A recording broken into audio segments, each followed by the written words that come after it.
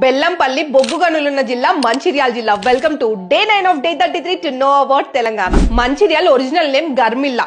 గోదావరి నది ఒడ్డున ఉండడం వల్ల ఈ ప్రాంతాన్ని మంచిరేవు అని పిలుస్తుండే. ఆ మంచిరేవే తర్వాతి రోజుల్లో మంచిర్యాల్ గా పిలువబడుతుంది. 2016 జిల్లాల పునర్విభజన తర్వాత ఆదిలాబాద్ నుండి ఫామ్ అయిన జిల్లా ఇది.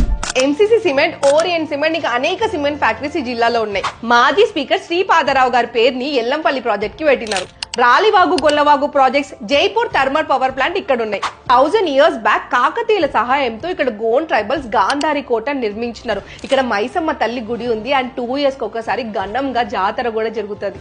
రెండవ అన్నవరంగా పిలువబడే గూడెంగట్టు సత్యనారాయణ స్వామి ఆలయం, బుగ్గ రాజేశ్వర ఆలయం, కత్తెరసాల శ్రీ మల్లన్న స్వామి టెంపుల్స్ ఇక్కడ చాలా famous. Kawal tiger reserve, Shivaram Pranahita అభయారణ్యాలు ఈ జిల్లాలోనే ఉన్నాయి.